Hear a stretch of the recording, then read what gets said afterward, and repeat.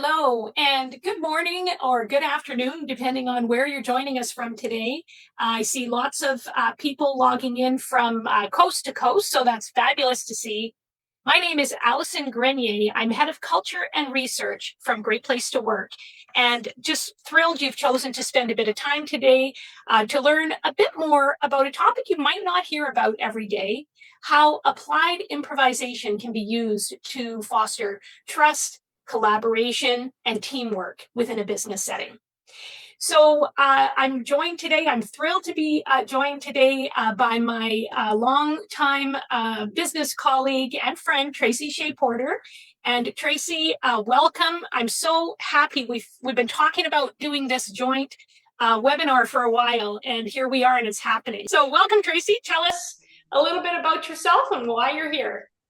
Allison, it's such a pleasure and a joy to be here. What a great intro. I really feel I was watching that going, wow, I'm feeling pumped. This is great. Here we are. Okay, well, applied improvisation. I started as an early 20-something in the corporate world, trying to make my mark. I was in communications for a number of different companies, marketing, sales support. And I walked into an improv class when I was in my, about 24, and down at Harborfront here in Toronto, theater sports. Walked in and immediately was embraced by this community of people. Everyone was standing in a circle doing something called clap focus together, where they clapped and shared energy, and lots of experiential exercises. And this was my intro to improv, and I never left the community. And through those decades, from that beginning, I started bringing these improv tenets like active listening, thinking on your feet skills, uh, collaboration, having each other's backs. I started bringing them into the corporate world. And I became known as kind of the improv person, showing up with team skills. So all through the decades, I did this. And then about 10 years ago, I co-founded Yes Unlimited with my business partner, Ralph McLeod. Ralph is a longtime improv teacher here in Toronto, has a great theater called the Social Capital. And for the last 10 years, we've been bringing applied improvisation, this non-performance improv, to teams, leaders, all kinds of companies, University of Toronto, educators, healthcare, all kinds of places. And it's been absolutely fantastic. So for our listeners today, if you are joining us because you wonder what the heck is applied improvisation, you're in the right place. If you already appreciate the beauty and the fun and the camaraderie that it brings, you're going to learn a little bit more about how we can apply this to a business setting. So just by way of background, I mentioned I lead up the consulting team at Great Place to Work. I've been a fixture here for almost 20 years now. And Tracy, it feels like we've been working together for a very long time, on and off, because we have, right? So Yes Unlimited first partnered with Great Place to Work, I think it's over 10 years ago now. We began by doing some conference content together, projects, and so on. And I've always really, in my mind, had a real appreciation for bringing applied improvisation to the workplace, because I see firsthand what's holding a lot of companies and teams back, and how applied improvisation can really help with that. So I love that. But I am so excited about our current collaboration, which really began with you whipping out a book.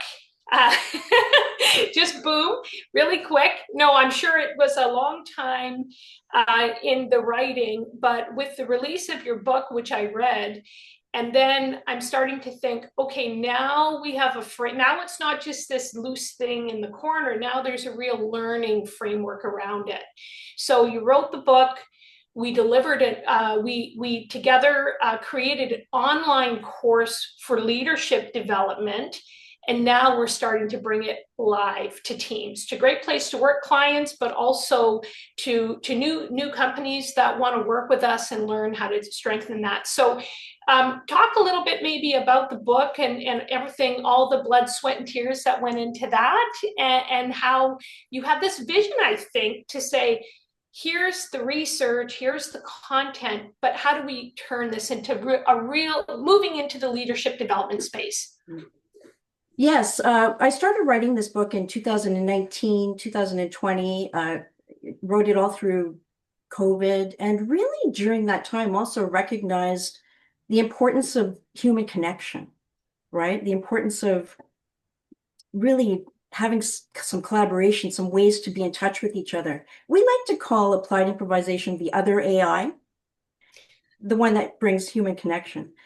And so when I wrote the book, it really helped me also take a look at how leaders and teams really need this kind of experiential work together where everyone takes the time to truly practice exercises that help them listen more effectively. Listening being one of the huge points, and I know it's a big point in your research as well, that leaders, the number one skill they need is listening. That comes through in your research. And when I was writing the book, I actually looked at your research and started to ground the book in some real world research you had created, put a quote on the cover from you, and really took a look at how improv and listening are like this. And if that's the number one skill leaders need, we are on it. We are working together. This is what the world needs. Yeah, so like speaking about this shift sort of into the leadership development space, I think most of the people that have joined us today, and the number is still climbing, we've still got people joining us as we speak. Most of the people joining us today are doing so, I think, from this leadership development, maybe curiosity, but also from this leadership development angle. So maybe you're a leader and this is a skill you want to build. Or maybe you know a leader that should also build this skill. Or maybe you have a spouse or a family member that should build this skill. This is applied improvisation, not just for work, but for life. And so if we think about, just touching on the research that you were speaking about, we have been studying great workplaces for 30 years. And so we know a lot about what creates a great place to work, and it all boils down to leadership. That's kind of the punchline. We'll just go right there. Great starts with leadership. It's impossible to create a great place to work without having great leaders. And so because we run the world's largest annual workplace survey, each year representing almost 25 million employees in 200 countries, right? So this survey is growing and growing. We have a lot of data. And so we're able to use that data to hone in on what are those key things that leaders are doing to build this high trust environment, to build trust on their teams. And so we've come up with 9 core leadership behaviors that we find these leaders consistently exhibit. And so we're just going to get the audience involved a little bit and do a little bit of a poll. So Ethan is supporting us in the background. So Ethan, if you want to launch poll 1, and we'll just get people's take in the audience. What do you think is the most important leadership behavior for leaders to master? And so you can just pick one, pick what you think is the most important. And we'll see what people in the room have to say.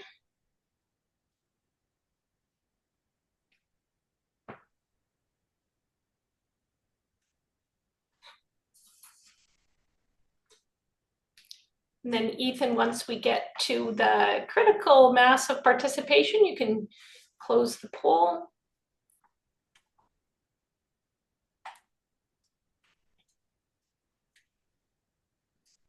Okay, so we are speaking to the converted in this room. Almost half of you believe that listening is the most important skill for leaders to manage. I know myself as a leader, so there's some other important ones there. Inspiring, 14% said inspiring, 19% said developing, 14% said caring. And in fact, these are all important skills for leaders to master. But what our research shows is listening will help you do all those things. The more you listen to your team, the more you're in tune with what's being said and sometimes what's not being said, the more you can show care. So, for example, if someone comes into work and they're telling about something that happened at home, if you really listen to them, then you can show care by asking probing questions. If you're listening to somebody's goals, you can help them develop by suggesting appropriate career paths for them and so on. So listening really is at the center. And, I think about myself as a leader. I could definitely spend a bit less time talking and a bit more time listening. I think we can all see that in ourselves. Maybe not all, but many leaders tend to be the people who are speaking. That's why you're a leader, right? Because you're comfortable in that role. So it's just taking a step back and learning to be a better listener, because listening is really where that bond of trust begins, right? So the leadership is going to grow, the trust will grow from how we listen, how we interact with people, how we communicate. And I like the words you used earlier, the feeling that we have each other's back. So today we are going to talk about applied improv. So I'm happy to get there. And this is really a foundational principle of your book, Leading with Yes and. So why don't you help us understand, Tracy, what is applied improvisation? Well, thanks. I love that question. And a lot of people think of improv, right? Allison, when you think of the improv, what comes to mind for you right off the top? Well, when I first met you, I thought you were a comedian. Right, exactly. Okay, yeah. So and you are funny. You are funny, but now I know that's not what applied improv is. Well, thank you for that. That's being funny is helpful, and having a sense of humor is great. And applied improvisation will take you there as well. When you think of improv, just like you said, you think of comedy, you think of performance, you think of Saturday Night Live, Second City, Whose Line Is It Anyway? And those things are all improv-based performance. And as it turns out, some of the great principles that make improv great, like active listening, building on each other's ideas, thinking on your feet, that's great for non-performance training. Applied improvisation, that's non-performance training, where leaders, teams, it could be healthcare, education, also therapeutic. There's all kinds of non-performance avenues. They build on these principles of active listening, and it's all more simple experiential exercises. Kind of think of people in a room together, they put down their phone. Now, wouldn't that's kind of a big deal right now. Put down your phone, step away from your computer, maybe get on your feet, maybe in a circle together, or at least in a room with tables. There's different sizes of audiences. And what we do is we get together and build human connection through these pretty simple yet deep exercises. They strengthen trust, make collaboration great, teach each other to communicate better. So it's really a great, and also creativity and innovation is really important with applied improvisation. So non-performance training, you don't have to be a performer, not at all. Really, you just show up and be yourself. Okay, so I have seen, how applied improv can help teams being present, right? That sense of presence, as you said, it's non-performance, but it's really about sort of flexing those listening muscles, honing those skills. So is this a good time for another poll, audience? I love that. So audience, we'd love to hear from you. We're going to do a poll on what is applied improvisation.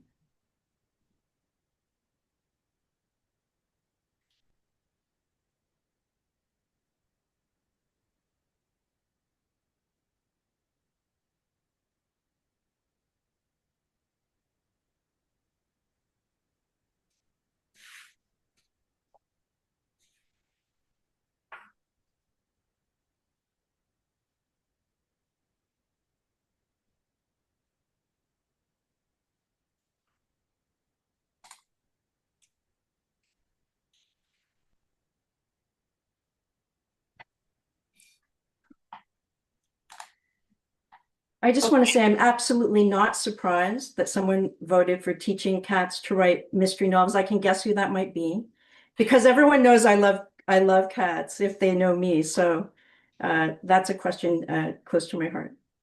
Well, it looks like our audience is doing a great job of listening. So that's our audience is really honing that skill. Most people got that one right. Yeah.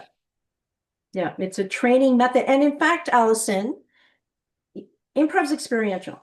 So of course we want to demonstrate a little bit of improv, right? And I guess I'm going to be your test subject. You're going to be my test subject. And I'm going to do, and for everyone who's watching, I love doing this exercise. It's called last word response. And the reason I like doing it is that you could do it. It's a simple one that you can do with anyone at home. So as you're watching, maybe think about, someone you might want to try it out with in your family or colleague at work. And it's a simple kind of approach where I'll say a sentence and Allison will start her sentence with the last word I say. And then I'll start my next sentence with the last word Allison says, and so on. Let's do that for a few rounds. It might not make sense, or maybe it will. All these types of stories have their own kind of life. We'll just do it and see what happens. Okay. Sounds good. All right. So Mary got up and decided to go for a walk. Walking is one of my favorite pastimes because I love nature. Nature is something so important to me. I really want to get out every day and experience trees. Trees are beautiful most of the year, but right now they're all bare. Bare bottoms make me think of babies for some reason right now. That would be a good time to end this little demo exercise. Exercise is ending. All right, so that seems like a really simple exercise, right? And so tell me how it felt to do that kind of exercise. So we have practiced this before, and it always strikes me as how hard it is. Like it seems like a simple exercise, but it's actually a bit harder. It was hard for me. I think part of the reason is when we listen, even when we think we're listening, we're really only half listening, right? So we're not fully listening. So it really forced me to pay attention to you. I was listening for that last word. I had to think on my feet a little bit to think about what that next sentence I wanted to create, because I didn't know what I was going to say until I heard your last word. So yeah, I don't know. It's a fun little exercise. I learned something about myself. Maybe we could talk about what sort of how that applies to the business world. Yeah. Yes, all these exercises are seemingly simple, yet profound and deep. And when you think about what you have to do to make it work, what's the number one thing you have to do? Listen. Listen. Listen, that leads. I really love what you said about we're half there, right? A lot of times we're thinking in our head, we're not listening, we're thinking about the thing we're going to say. In other words, we're listening to respond, right? So we're not actually fully engaged, and we all can feel that. And in this age of distraction and social media, and it's never been harder. And so every time you're practicing these exercises at home as a team with your leaders, you're training the brain to be present. And we need that. We need this connection, and this is what's going to make us more effective at work too, is really being there in the moment with each other. I notice everywhere I go, I'm sure we all do, everyone who's watching, there's just people who are ping, ping, ping. It's hard to focus. Yeah. And improv helps you focus and practice listening. And be in the moment, I think, as well. So I love that. And I know on your on a weekly basis, at least, maybe not a daily basis, but a weekly basis, you're out there in the big wide world doing your applied improv thing with teams. And what can you give us some examples of some of the applications, like some of the skills you're teaching in those settings? Yeah, thanks for that question. The number one request over the last decade of doing this with leaders and teams is team building. That's been the number one request. And what we do is we customize every workshop training event to objectives. So, common objectives are, can you help our team, you know, communicate better, more effectively, and collaborate, that build confidence, or speaking up in meetings. And often we come in and what we do is we do different exercises. And it's all really, the magic is in the debriefs after each exercise, kind of like we just did a little debrief right now, is we're going to guide those debriefs, and it's the aha moments people have in the room themselves that really make it magical, because all kinds of people say all kinds of things that are unexpected. And that's where real learning happens, right? Yeah, and I mean, we'll give an example shortly of a project we did together, but the one thing that really stuck with me is when everyone's in a circle and you're doing this work together, there is a sense of vulnerability that brings teams closer together, because we're all a little uncomfortable in the circle. We're all being asked to do something we wouldn't normally do. So I love that. So team building. So what else? What else? What other skills? Like, I want to kind of bring it back into the, what are the skills that we're building? Right. So with team building, you're building, definitely collaboration, thinking on your feet skills can be great for presentations, networking, all kinds of things with team building. Sales is another wonderful avenue. I have a strong corporate background in actually business to business sales as well. And I do a lot of training where I combine improv with role playing, with conversational script development, with whole programs that help teams flourish and thrive. So getting out of, reading a script or half listening to your customer or prospect, and really being there and paying attention and, taking note of this relationship you're building in a meaningful way. So sales is a wonderful tool for improv, and role playing can come in. You can bring in other modalities, right? Yeah. And I have to mention innovative thinking. I am being called more and more to board meetings, leadership meetings, to help teams brainstorm better is one great. So for example, you might be in a company and it's like, oh, we're going to do this, and no one, this is our value. These are our values now. This is our direction now. And really no one had input. And there's kind of starts to be a kind of cracks in the communication between people in the company. So we like to bring in what we call divergent thinking of yes and, which we'll be talking about soon. So you come in, everyone's in a room, all ideas are good ideas, and you give space for everyone to be heard and acknowledged through this applied improvisation, yes and divergent thinking session. You can narrow them down to the few ideas later. So a lot of times companies jump that phase and they don't brainstorm and hear everyone. And it's really important to build trust with your team, with people all through the company, by having brainstorming. And by the way, research shows that the more ideas, the better they become. So even though, right? Yeah, the more ideas, the better. And I always kind of, a lot of the work we do with clients is on sort of listening to employees, encouraging employees to try new and better ways of doing things, bringing their ideas, their suggestions. I know there's a saying that no ideas are bad ideas. There are some bad ideas, I suppose, but you need to go through the process of being open to floating ideas, right? And there needs to be trust in order to do that.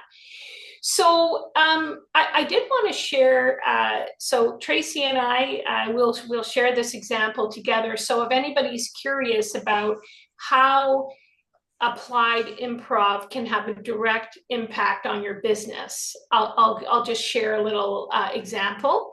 So in the fall of this year, Tracy and I had the privilege of being invited to an executive retreat for Sun Peak Ski Resort.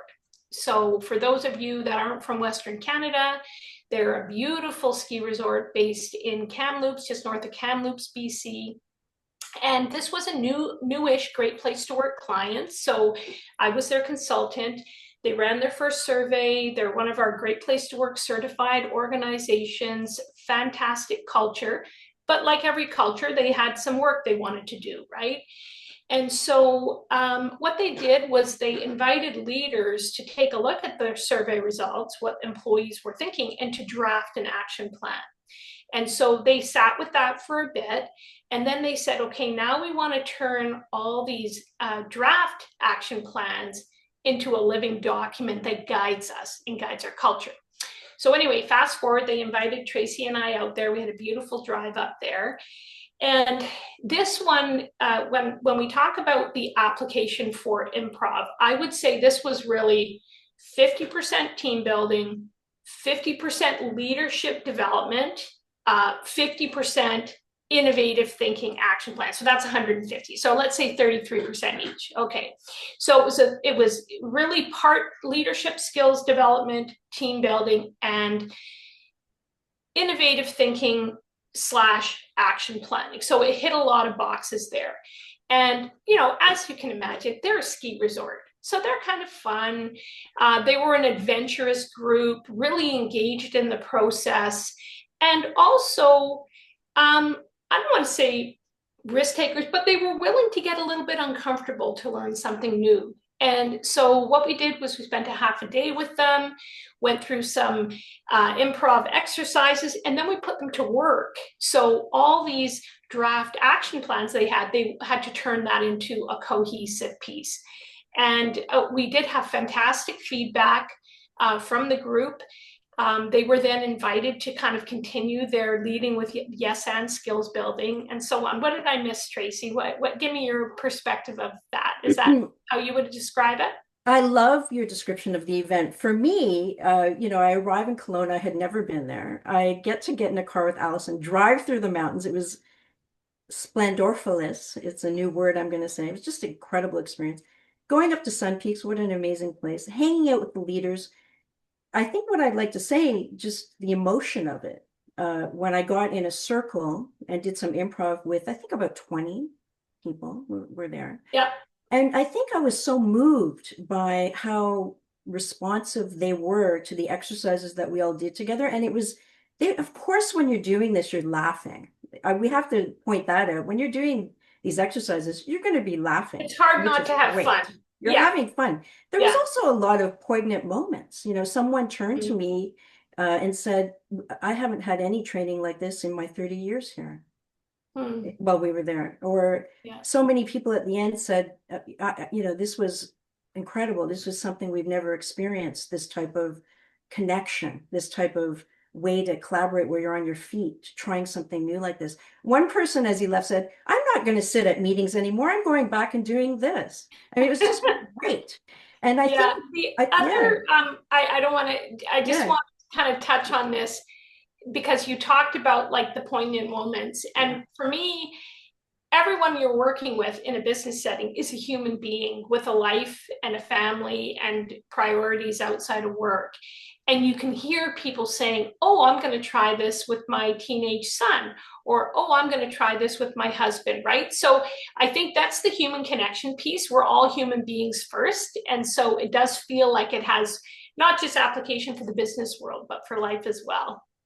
I really yes, right? This piece of bringing people together at work and acknowledging we're all human. That's how we learn to have each other's backs too. Absolutely. That's where the support comes in and this is what improv is so wonderful for, is once you've done this type of work with someone, you bond in an entirely new way. You might have seen them a certain way before you did this, and now you're closer and you're willing to give and take more, right? Yeah, definitely. So important. I have to mention yes and, because the whole thing was about yes and, is that we built yes and into the breakout sessions so that they could action your survey results, build in their values, and do it all through a yes and lens of, I hear you, I acknowledge, I'm opening to new ideas. And that was kind of the thread throughout the whole experiential part and by the end, I think there were a few tears. Good ones. Tears of happy joy. Tears. Yeah, there really were. It was really wonderful. So I don't know, should we give a little example of one of the exercises or? Well, yes. In All fact, right. we've talked about applied improvisation. We've kind of been flirting with what is yes and. So we're going to demonstrate one of the core foundation exercises, which is no, yes, but, and yes, and. And we're just going to do a simple sentence similar to the other exercise, except we're going to say no in front of each sentence. Let's just start with that. Okay. So I'll say a sentence, Allison, and then you say no something, and I'll say no. We'll just see what happens. Okay. Uh, Jake got in his spaceship to go to his office. No, he got in his car. No, he went for a walk with his dog. No, he was having a day off work, so he didn't go anywhere. Haha, there we go. Okay, so that's an example, just a quick example of no. So how does it feel to say no? What happens in a story? Well, it's unproductive. The story makes no sense, really, if we're just contradicting each other. Yeah. So Yeah. yeah. So we often, when we're in a workshop or training, we say, no is a very important word when you want to shut things down. No is a great word when you want to stop something. It's an important word. No is not so great when you want to build teams that hear and listen to one another. Yeah. So those no, my way or the highway type leaders who, no, I've heard quite a few of those in my decades in the corporate world. Is this no doesn't lead to people speaking up. It doesn't lead to productive, happy, thriving, flourishing teams, right? So Yeah. yeah. So let's try it with yes, but. Okay. So I'm going to say a sentence and you say yes, but, and we'll just do that for a minute. Okay. Sally put her shoes on to go jogging. Yes, but she wasn't wearing the proper runners. She was wearing uncomfortable shoes. Yes, but she had things on her mind, such as phone calls she had to make. Yes, but she was running to work and she was in a hurry to make that phone call. And so that's why she was distracted. Right. Okay. So how does yes, but feel? Well, better than no. Right. But yes, but no, it felt better than no, but it still didn't seem that productive. We were again still contradicting each other, but maybe in a nicer way. I like what you said. I like what you said because yes, but is kind of a nicer no, if you will, right? Uh-huh. Like I'm still Yeah, saying no. yeah.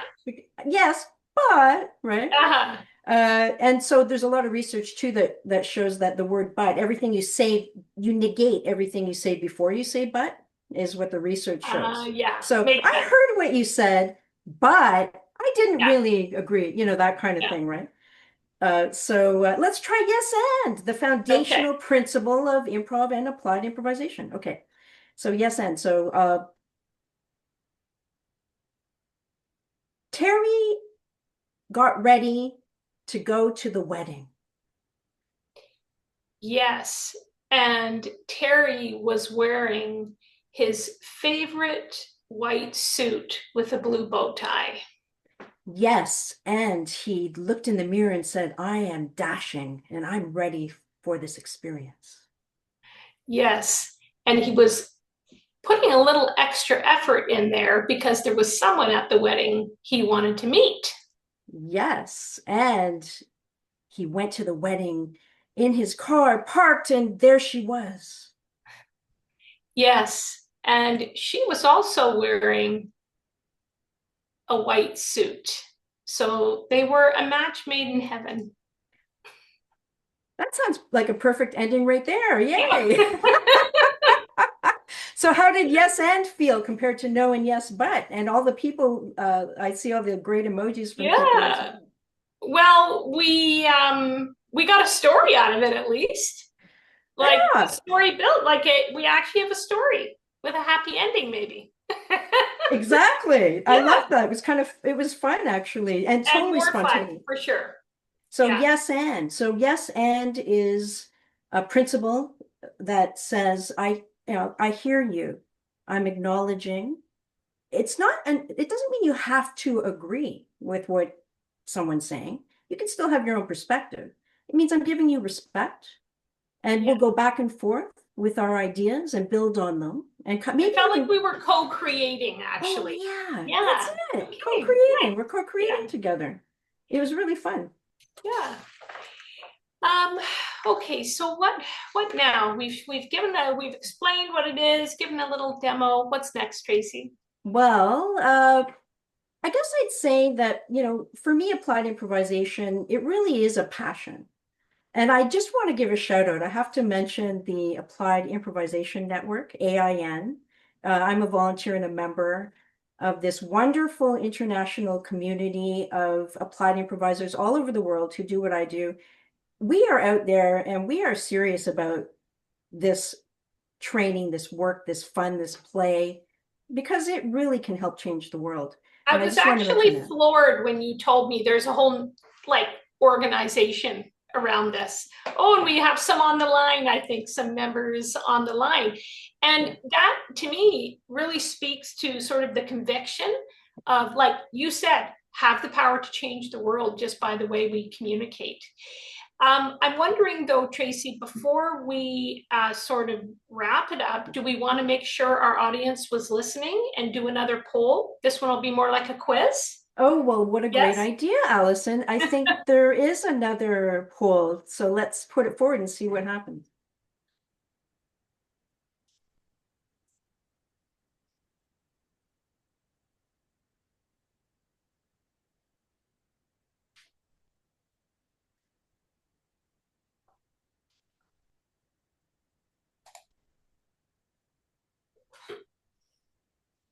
And Ethan will give us the results once we're ready.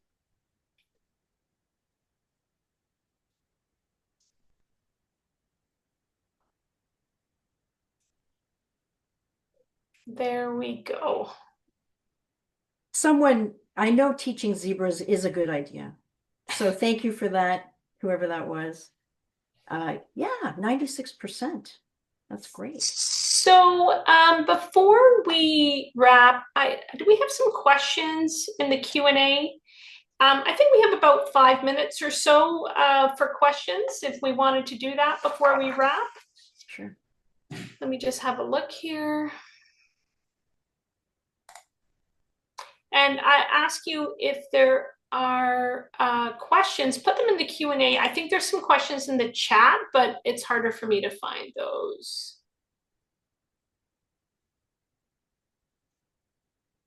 Let's see. Here's one. What what do you recommend? And maybe this is a question for me and you both. What do you recommend if there's a team that's really not cohesive, like a team that has really low levels of trust, maybe there's some dysfunctional behavior? Do you think, and I'll ask you first, Tracy, and then I can speak to it, is that the right time to do a applied improvisation exercise together, or do you really need sort of a certain amount of trust before you would recommend this? Like, does it work for dysfunctional teams? I guess that's the question.